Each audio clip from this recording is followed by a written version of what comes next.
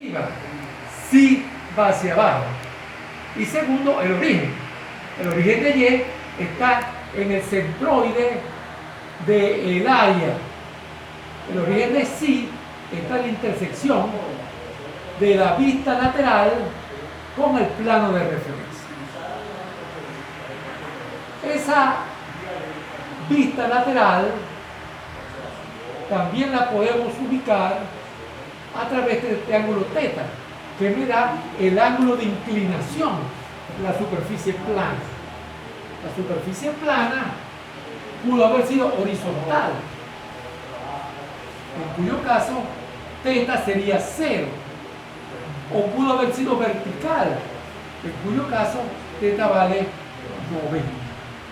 Es decir, θ va de 0 a 90. 0 correspondería a una superficie plana vertical, como la pared de un tanque.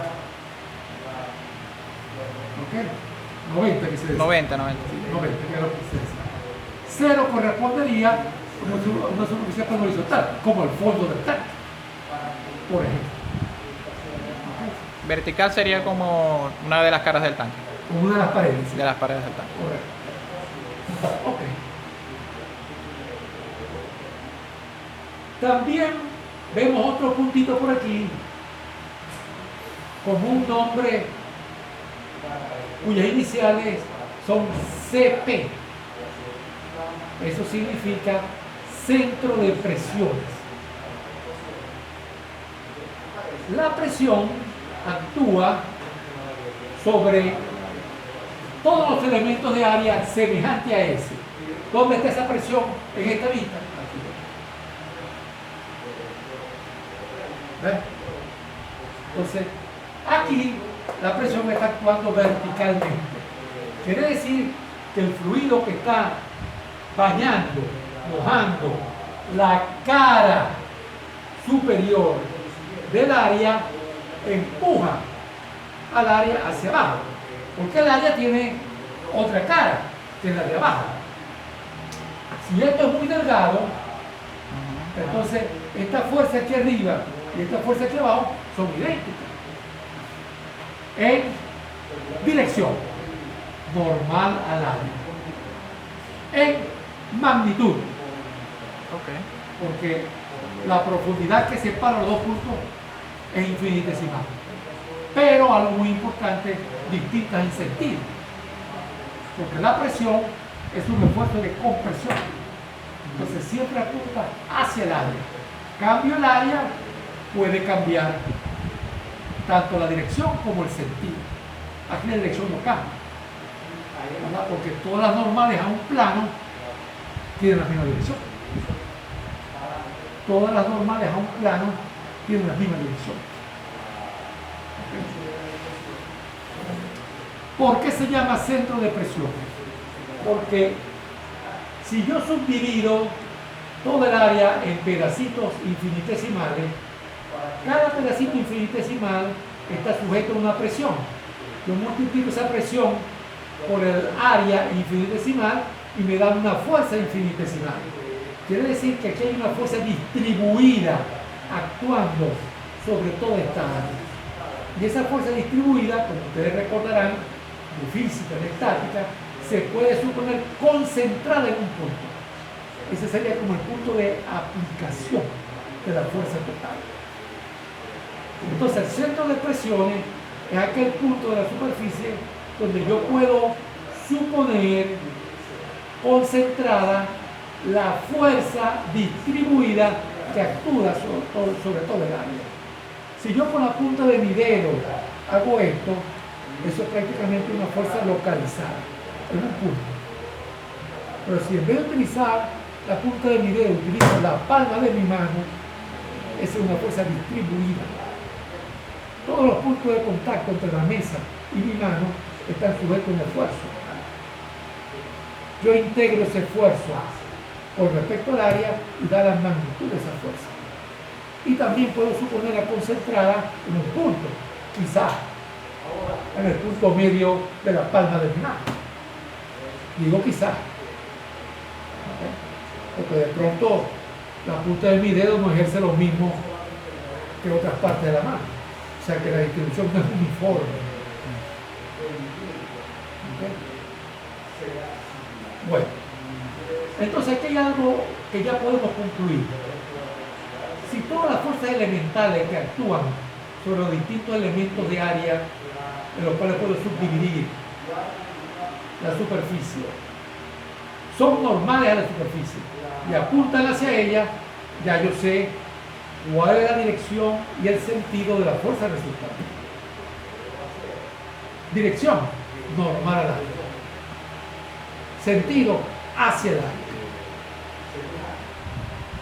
¿Por qué hacia el área? Porque esas fuerzas son producto de la presión. Y la presión es un esfuerzo de compresión.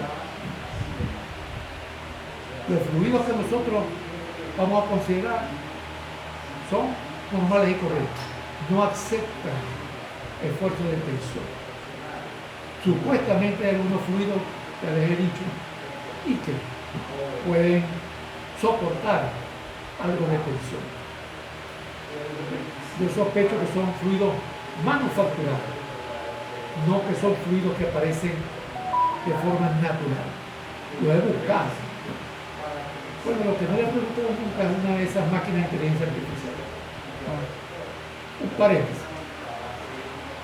Anoche estaba viendo unas clases del coautor de Sengel, en el libro de Fluido, que es el profesor Simbal.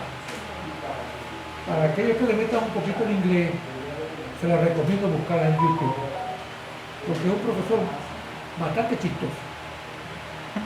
Él tiene allí un poco de video, y algunos videos son explicando cositas muy puntuales de mecánica del fluido, pero interesantes. Y él escenifica personajes para hacer esa explicación. Uno es, estamos hablando de estudiantes, por cierto, haciéndose el bobo al profesor ese. Son estudiantes, uno que es así muy negro, otro que está dormido todo el tiempo, que no sabe dónde está, otro que parece que lo que está es drogado. Bueno, en Estados Unidos yo creo que eso no, aparentemente no es raro, ¿no? Bueno, en fin, pero es bastante chistoso. Entonces, él en uno de esas, ¿cómo llaman eso? Eso lo llama YouTube Playlist. ¿Verdad? La lista de reproducción. Tiene un video de como de 3 minutos, donde le pregunta a una máquina artificial, al chat GPT, creo que es uno de los más populares, ¿verdad? Y poderoso, que si le dice que por favor le escriba en un párrafo la ley de la conservación de la masa. Se la escribe. Entonces él, conjuntamente con los estudiantes, dice, vamos a analizar lo que escribió. Inmediatamente le halla un poco de errores. No es verdad. Eso que está diciendo allí está malo, correcto. Rapidito, porque es más que dura como 3 minutos. El video siguiente que dice ese profesor, que le voy a poner un examen así envenenado, porque dice, ahora vamos a hacer una cosa. Vamos a decirle a la misma máquina que tenemos un párrafo que describe la conservación de la masa y que notamos que hay errores, que nos ayude a buscar los errores de ese párrafo. Entonces le pone como entrada la salida que le había dado la máquina. La máquina dijo, la conservación de la masa es esto. Ahora viene y le pone eso. Alguien dice que la conservación de la masa es esto. ¿Qué errores consigue? La máquina consiguió errores. Los mismos que acababa de responder la máquina de inteligencia artificial. Y él dice la fecha, y creo que es el 2029. Claro, ¿verdad? Esto está avanzando muy rápido. Y recuerden, la máquina de inteligencia artificial es entrenada. Es entrenada. Claro, puede tener fallas en su algoritmo para concluir, ¿no? Pero ella es entrenada. O sea que a lo mejor en ese momento el entrenamiento en esa área le daba mucho que decir. Salté algo importante. Porque él dice, vamos a ver si una máquina de esta le puede dar clase 3. O sea, ahí demostró que le estaba explicando algo. Y luego demostró que si se le preguntaba algo a la máquina, podía ser peor. porque se verá la misma respuesta de ellos. Pero viene lo mejor. Vamos a analizar lo que está diciendo ella que está mal. Está mal, eso no es verdad, no está mal por eso, está mal por otra cosa. Es un profesor súper veterano, algunos 30, 40 años de la mecánica, y escribió ese libro que es bueno. Total que iba a decir yo que lo que no le he preguntado a una máquina es si ella conoce sobre fluido donde hay esfuerzo de tensión. Eso no me ocurrió nunca y lo voy a hacer, a ver qué me dice. Así que hay que tener un poco de cuidado con esas máquinas. Interesante. Especialmente cuando se utilizan para trabajo. Porque seguramente ustedes habrán visto, pero hay unas máquinas recientes que se especializan en lo siguiente. Ustedes le dan el nombre de un artículo. Ella hace la búsqueda de todos los artículos que ese autor o autores escribieron. E inclusive puede buscar artículos relacionados con el tópico. Y luego ustedes le pueden hacer preguntas sobre el tópico. Y ella se lo puede escribir en forma de respuesta. Eso está fantástico para la tesis. Ustedes le dan un autor, ella le hace la búsqueda, le puede resumir los artículos y les puede responder preguntas. Ahí de esos artículos, entonces, ¿qué es lo que se cumple aquí? La máquina de se cumple aquí. Entonces, eso está perfecto para escribir. Y ya han agarrado a gente presentando cosas que lo escribió fue la máquina y dice que lo escribieron ellos. Claro, nunca falta alguien como ese profesor sin bala que se la sabe toda. Pero entonces el peligro es que le pregunten a la persona, ¿y por qué escribiste eso malo? La persona no va a saber nada. No. Así que hay que ser muy cuidadoso con esa máquina. Es como la Wikipedia, ¿verdad? La Wikipedia escribe gente que ustedes no conocen siquiera, peor todavía. Y lo puede editar. Exactamente, sí. Esto es más peligroso que la Wikipedia, porque supuestamente consulta lo que hay en internet. Pero aún así se puede equivocar. Bueno, total que como decía, esta fuerza sabemos que es normal y que es de compresión, porque nosotros no creemos nada con esos presuntos fluidos que soportan tensión. Bueno, si ese es el caso, es muy fácil hallar la fuerza, simplemente sumando las fuerzas elementales. Pero las fuerzas elementales son el valor de la presión aquí, que es esta, por el área de este cuadrito. Aquí está. Pero esta presión aquí, yo la puedo escribir como la presión acá, más el efecto de esta columna. Aquí está. Este es el efecto de la columna y esta es la presión. Pero esta presión es un valor de referencia. O sea que esto puede salir fuera de la integral. Profe, ¿la presión es que horizontal? No. Este plano es horizontal. La presión aquí es normal, es vertical. Okay. Es un plano horizontal. Okay. Pero por esto, la presión aquí sobre el plano es horizontal. Pero no olviden el principio de Pascal. El principio de Pascal dice que en un punto de un fluido, en estas circunstancias, la presión es la misma en todas las direcciones. O sea que si yo aquí me imaginara un plano vertical que se cruza con este, aquí donde tengo el cursor, allí también la presión espera.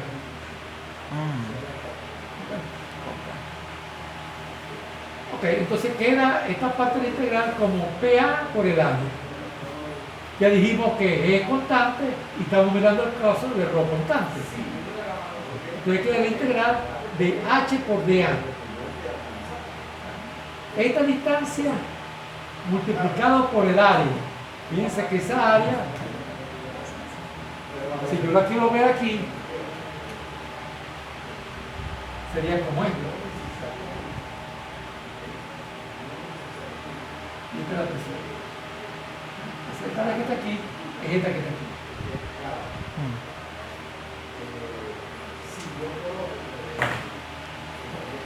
Ok. Eso luce como un brazo por un área. Nosotros que sabemos que es eso. Esa es la profundidad del centroide. Esa es la manera de hallar un centro geométrico o centroide. Entonces, esto que está acá es la definición de HCG dividido por el área. ¿Ok? Eso es algo que ustedes han visto en otras materias y han usado en otras materias. Puede ser que no lo tengan fresquecito en mente, pero repito, eso me da la profundidad del centroide. Esta integral que está aquí, esta integral que está acá, me da esta distancia multiplicado por toda el área de la superficie. Aquí está, la distancia multiplicado por todo el área. Ajá, pero esta suma que está acá es la presión aquí, que es PA, más el efecto sobre la presión de esta columna, es decir, la presión en el centro geométrico. Conclusión: la magnitud de la fuerza es simplemente la presión en el centro geométrico por el área. Esta es la presión media sobre todo el área. La presión media. Pero caramba, si la superficie fuese esta, no debiera ser la presión en la mitad. Razonemos. Esta mitad superior está a menor profundidad que esta mitad inferior. Por consiguiente, sobre la mitad inferior hay más fuerza que la superior. Entonces, ¿por qué carrizo la presión media va a estar aquí? Tiene que estar hacia aquí. Es más, ya acabamos de decir que está por debajo del centro.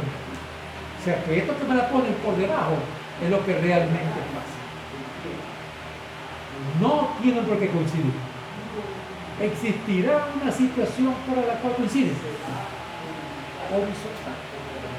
¿Por qué? Porque cuando es horizontal, nosotros sabemos que la presión es uniforme. Eso quiere decir que no hay preferencia por ninguna parte del área. Entonces, en la mitad, en el centro geométrico, estará también el centro de presión.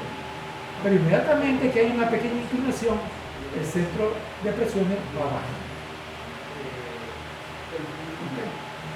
Fíjense que eso se puede obtener sin sacar ninguna cosa. Perfecto.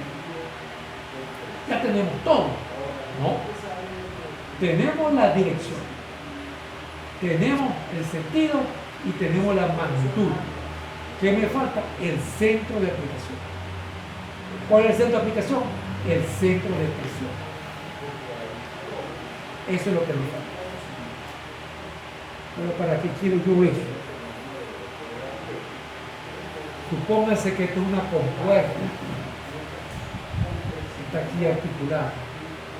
Y con esto mantenemos agua que está aquí. Y aquí está el piso. O sea, de pronto yo puedo hacer lo siguiente. Abrir esta compuerta un poquito para que por debajo corra el agua que tengo el depósito. Cuando ya yo tengo suficiente agua, lo vuelvo a cerrar. Y supóngase que solo hago yo con un motor. ¿Cómo voy a calcular ese motor? ¿Cuál es el torque que ese motor tiene que ejercer para abrir? Eso va a depender de la fuerza que está venciendo. ¿Cuál es la fuerza que está venciendo? La del fluido. O ayudándose con ella, depende de lo que queramos hacer. Para abrirla, se está ayudando. Para cerrarla, tiene que vencer. Entonces, yo creo que sí es importante saber dónde está aplicada esa fuerza. Vayamos en busca de eso.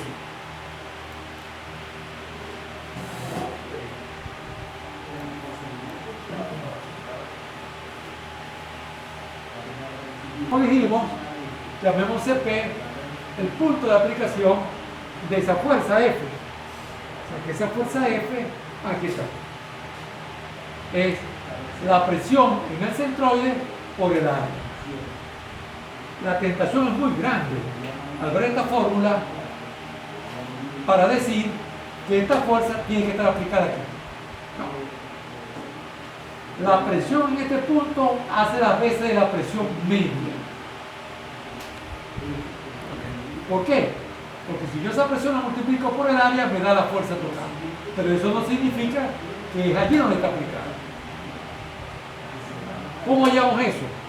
Bueno, de lo que dije hace rato, esa fuerza aplicada en ese punto debe producir el mismo momento que producen las fuerzas elementales aplicadas sobre las distintas subdivisiones, porque esas fuerzas elementales yo las puedo mirar como las componentes de la fuerza total, y como ustedes saben, el momento resultante es la sumatoria de los momentos componentes. Entonces yo lo que tengo que hacer es tomar momento de esa fuerza con respecto a ejes, y el momento de esa fuerza debe ser igual al momento de las componentes. Aquí tenemos, si tomamos un momento con respecto al eje X, con respecto a este eje, entonces la fuerza está así normal. El brazo con respecto a ese eje es Y. Entonces aquí está el momento componente. Lo sumo y me da el momento total, que sería el mismo que generaría la fuerza resultante aplicada en el centro de presión. Esta es la clave. Esto que está aquí, lo que nos dice, repito, es algo que conocemos hace mucho tiempo. El momento resultante es igual a la sumatoria de los momentos componentes. Ya sabemos que la presión en un elemento la podemos escribir como la presión en el plano de referencia más el efecto de la columna. Tratemos de hacer lo mismo que en la lámina anterior. Saquemos fuera el integrado, que es constante. Esa presión de referencia es un valor arbitrario. Y queda entonces la integral de Y con respecto a área. Y aquí me dice la lámina que es 0. Claro que es 0. ¿Por qué? Porque estoy tomando el momento del elemento con respecto a donde se puede suponer concentrada todo el área. Entonces eso tiene que dar 0 por definición de centroide. ¿Okay? Esta es una de las tantas características de un centroide. Si yo tomo el momento con respecto a ese centroide, tiene que darme 0. La integral, ¿no? No el momento elemental. O sea, la integral de Y de A es 0. ¿Okay? Porque Y tiene su origen en el centroide de esa área. Esa es otra cosa que ustedes han visto, a lo mejor no la recuerdan, no la tienen fresquecita. ¿Okay? Queda entonces la integral de G rho H de A. G rho, pero ahora aquí hicieron algo, que introdujeron el uso de esa letra griega innombrable, porque esta profundidad H es un cateto de este triángulo rectángulo que estoy recorriendo, mírenlo. Y la hipotenusa es psi. Sí, claro, o sea que yo utilicé esta relación. Bueno, entonces sigamos con esta integral. Pero esta psi es la psi del centro geométrico menos la y del elemento de ángulo. Es decir, la distancia que hay desde aquí hasta acá, menos estos pedacitos. Claro, eso se ve allí. ¿Y para qué todo esto? Para dos cosas.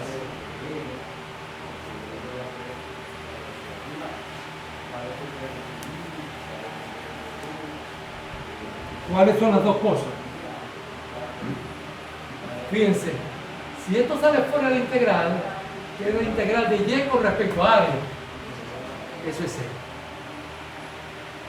Y me queda la integral de menos y cuadrado con respecto al área. Ah, esa también la conocemos. Ese es el momento de inercia del área respecto al eje X. Si yo vengo y tomo esta distancia de aquí a aquí al cuadrado y la integro con respecto al área, tengo el momento de inercia de A con respecto al eje X. Conclusión, si yo despejo YSP, miren lo que queda. G rho seno de teta por el momento de inercia con respecto a X, todo dividido por F. Y ahora entendemos que efectivamente este punto casi siempre está por debajo de esto. Solamente hay una excepción. Y me lo dice este signo negativo. Los puntos que estén por debajo de esta línea son negativos, la Y. Ahora fíjense, G es positivo, Rho es positivo, I de XX es positivo, el seno de teta que está entre 0 y 90 es positivo, F es la magnitud de una fuerza, es positivo. Conclusión, eso es negativo, salvo en una situación, cuando teta vale 0.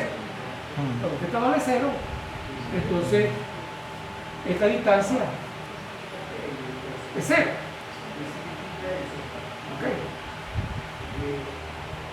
Esta es la segunda fórmula. Y aquí yo reitero lo que dije al comienzo. Esta deducción, nomás que la vamos a hacer una sola vez, que es lo que vamos a utilizar nosotros. Para calcular la magnitud, aplicamos esta fórmula. Para calcular la ubicación en Y, aplicamos esta fórmula. Pero yo tengo que saber qué es lo que significa cada cosa, qué es lo que significa XX, qué es lo que significa teta, qué es lo que significa CP.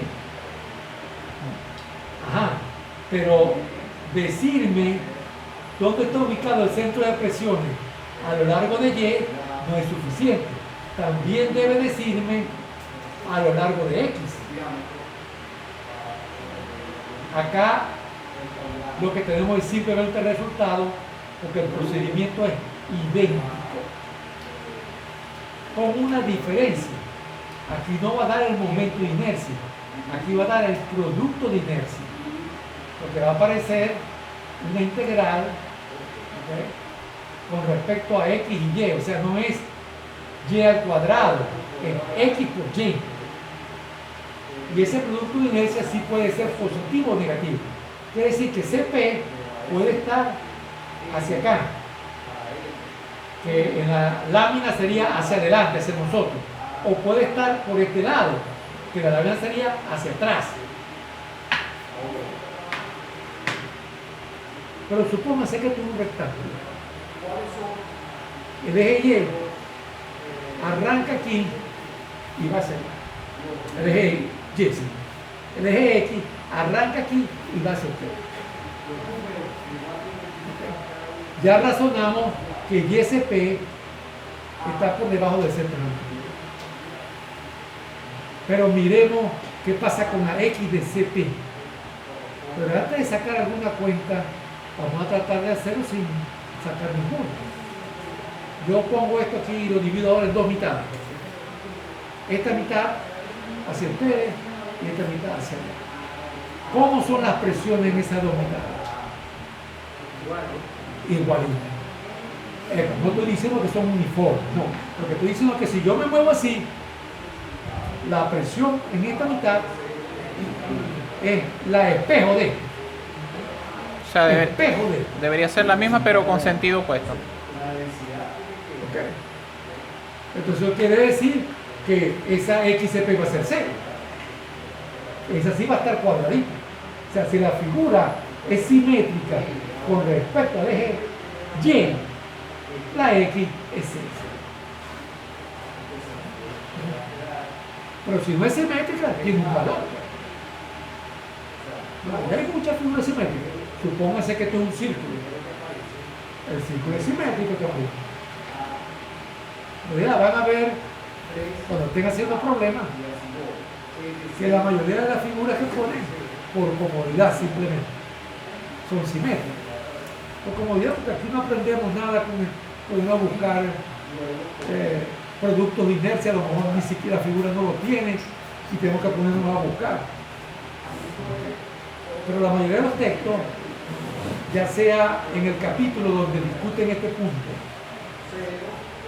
o en algún apéndice, tienen una tablita, una figura con las figuras geométricas más comunes y nos dicen dónde está su centroide, dónde está su momento de inercia, dónde está el producto de inercia, dónde está el área, y a veces incluyen volúmenes y nos dicen dónde está el centro geométrico del volumen y cuánto vale el volumen, el área lateral, en fin. Revisen el libro que van a usar para saber dónde está ubicada esa información. Entonces quiere decir que contamos con 3 fórmulas que nos van a permitir resolver el problema de fuerza sobre superficie plana bien rapidito. Una que me da la magnitud, otra que me da la ubicación a lo largo de la traza de esa figura y otro que me da la ubicación, esas ubicaciones se refieren al centro de presiones normal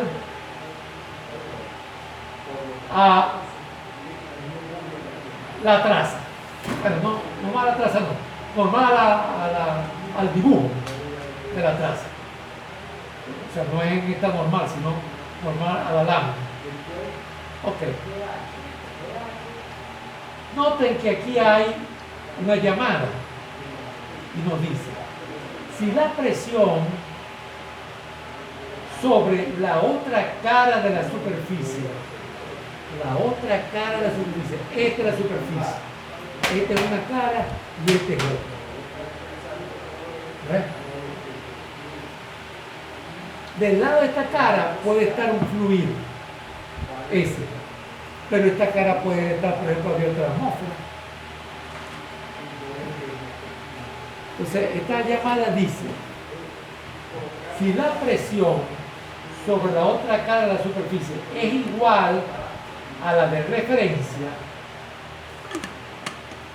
si usted trabaja con presión manométrica, lo que tenga que hacer aquí, no estoy insinuando con la presión, aquí está. O sea que si nosotros calculamos esta presión como manométrica, entonces los resultados de las 3 fórmulas representan la fuerza neta. ¿Cómo que la fuerza neta? Bueno, porque esto está sometido aquí a una fuerza debido al fluido que esté de este lado. Y esto está sometido a otra fuerza debido al fluido que está en este otro lado. Que pueden ser 2 fluidos distintos, pero ambos están en reposo. ¿Okay? Cuando esto es una sola presión, como por ejemplo la atmósfera, entonces nosotros trabajamos simplemente con una presión manométrica. Porque repito, el caso más común es que esta superficie usada como plano de referencia sea la superficie libre que está expuesta a la atmósfera. Entonces la fórmula para YSP y XP se simplifica. No tengo que calcular la fuerza, sino que es suficiente utilizar la profundidad del centro geométrico. eso es suficiente. Entonces, como pueden ver, calcular fuerza sobre superficie plana es aplicar tres ecuaciones. Claro, de buena a primera no vamos a hacernos duchos en aplicar las ecuaciones, tenemos que ejercitarnos suficiente. Y hay alternativas. Miremos una alternativa. Y sobre todo, prestemos atención de cuándo esa alternativa es recomendada.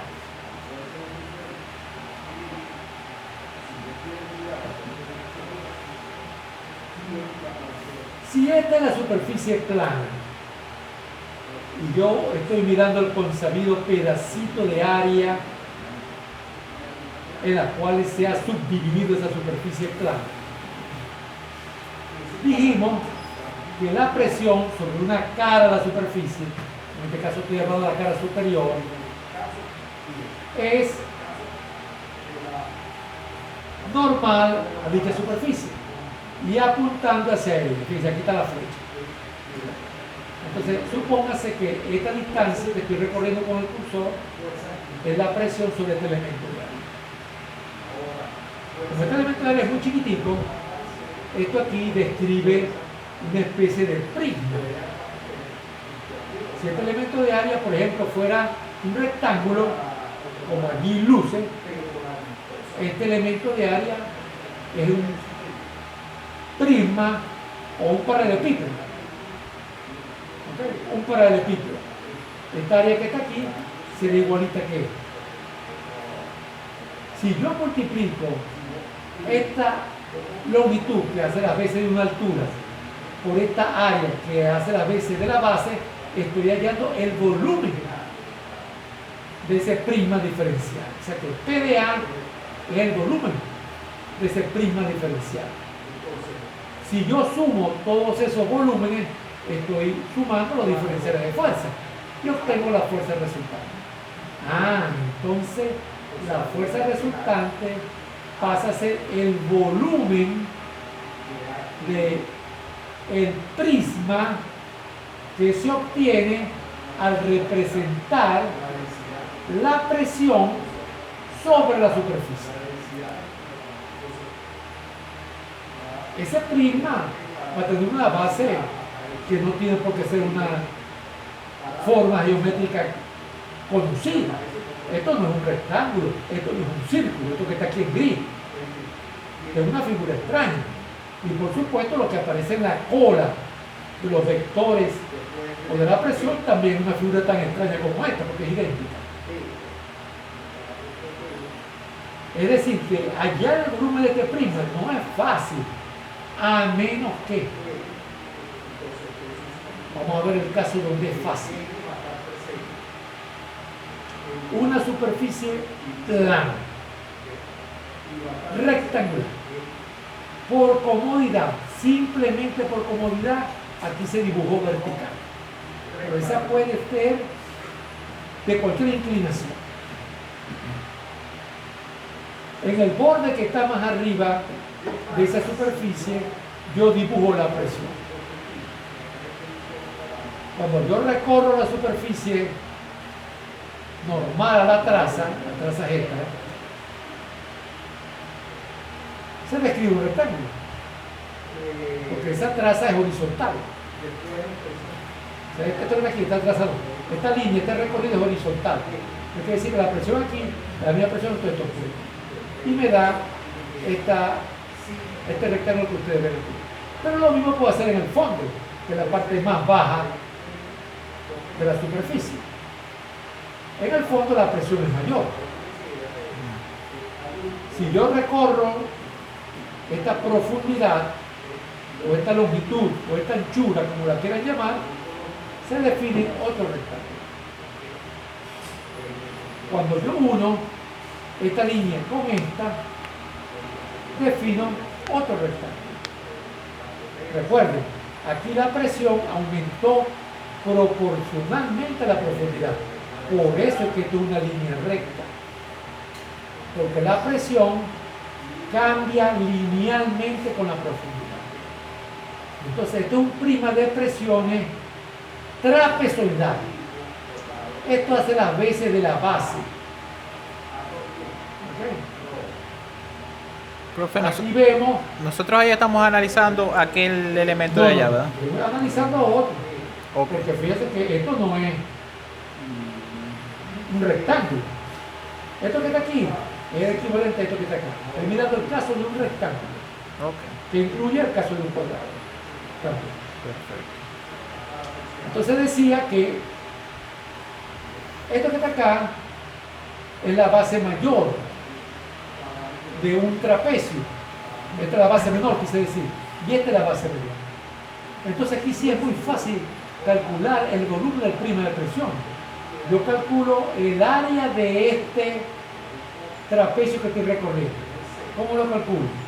Base menor más base mayor sobre D. Esas son dos presiones. Y las multiplico por la altura, que es B. Para hallar el volumen del prisma, lo multiplico por la profundidad, que es A. ¿Ven? Entonces, como esta superficie es muy simple, es un rectángulo o cuadrado, el prisma de presiones correspondiente también es sencillo. Y yo puedo hallar la magnitud del volumen del prisma de presiones, que es numéricamente igual a la magnitud de la fuerza. Es una alternativa más rápida que usar esta ecuación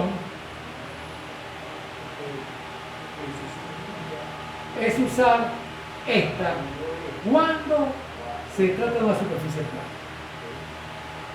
plana. Y de la superficie plana, en vez de ser vertical, tiene otra inclinación.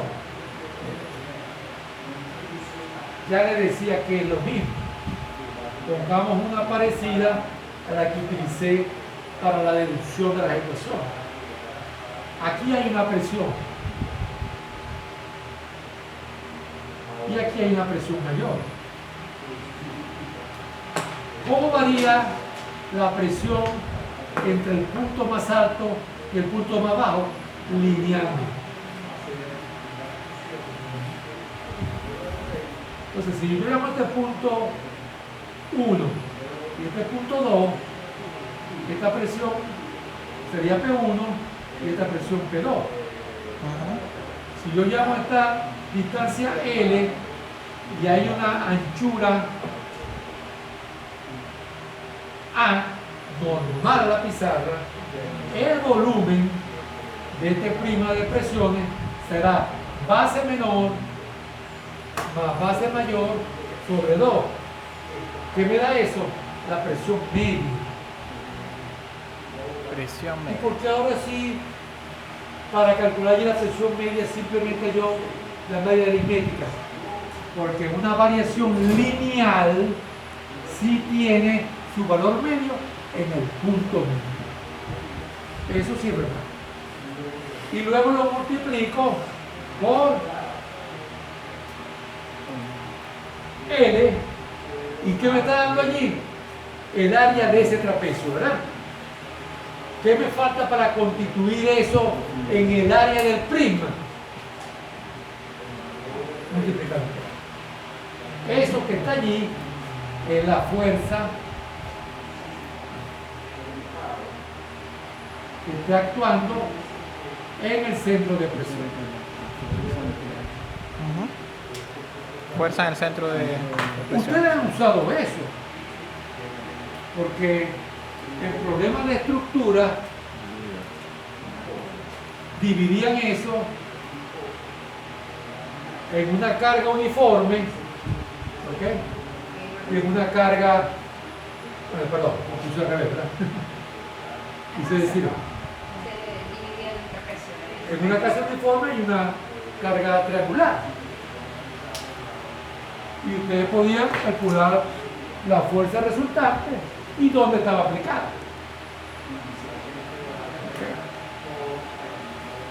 pueden ver que ya los problemas se están pareciendo a problemas de esos que hay en los cursos de estática. Y ese es parte del inconveniente.